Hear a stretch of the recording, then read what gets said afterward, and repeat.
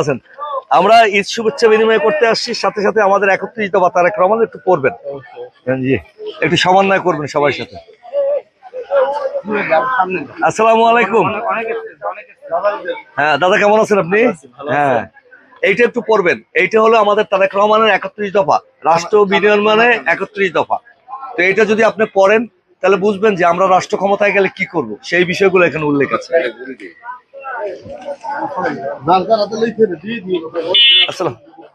এত দিও না। আসসালামু আলাইকুম। আসসালামু আলাইকুম। এই রাষ্ট্র বিনির্মাণে ৩১ দফা তারেক রহমানের, হ্যাঁ এইটা আপনাদের সামনে একটু হাজির করতে চাই, একটু পড়বেন। ভালো আছেন আপনি? আসসালামু আলাইকুম, কেমন আছেন? হ্যাঁ, এটা তারেক রহমানের রাষ্ট্র বিনির্মাণে ৩১ দফা, এটা পড়বেন এবং আপনাকে সবাইকে জানাবেন যে বিএনপি ক্ষমতায় গেলে কি করব আমরা, তাই না?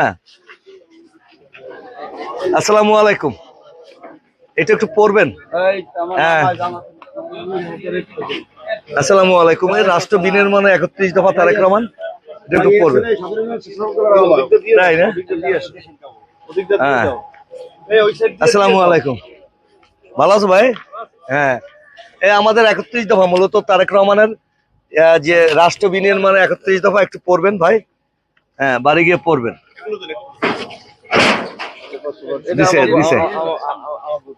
হ্যাঁ হ্যাঁ, বাদশা কি? আসসালামু আলাইকুম। এই যে বিএনপি ক্ষমতায় গেলে কি করবে, এটা তো মানুষকে জানাতে হবে, তাই না? সেটা হলো ৩১ দফা, নিজে পড়বা। আসসালামু আলাইকুম, ভালো আছেন ভাই? তো এই হলো রাষ্ট্র বিনির্মাণে ৩১ দফা। আমরা আসছি, একটু ঈদ শুভেচ্ছা বিনিময় করলাম, আর ৩১ দফা আপনাদেরকে জানিয়ে গেলাম। আসসালামু আলাইকুম। আমরা একটু ঈদ শুভেচ্ছা বিনিময় করতে আসছি এবং সাথে তারেক রহমানের ৩১ দফা আপনাদের কাছে একটু পৌঁছে দিলাম। আপনারা কেমন আছেন? শুক্রিয়া। ভালো আছেন আপনি? হ্যাঁ, আসসালামু আলাইকুম। হ্যাঁ, ভালো আছেন আপনি? জি, শুক্রিয়া।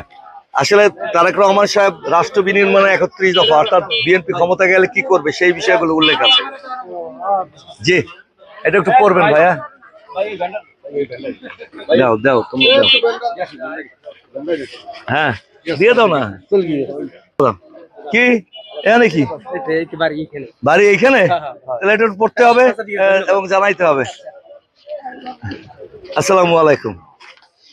আমরা মূলত রাষ্ট্র বিনির্মাণে ৩১ দফা আপনাদের সামনে একটু হাজির করলাম এবং ঈদ শুভেচ্ছা বিনিময় করলাম।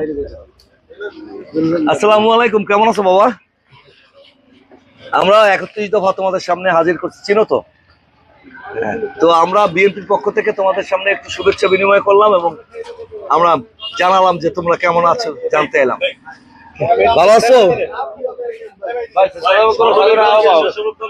কেমন আছো তুমি? আচ্ছা, বিএনপি ক্ষমতা গেলে কি করবে বলো, তুমি কি করবে? সেটা কোথায় আছে? এই ৩১ দফায়।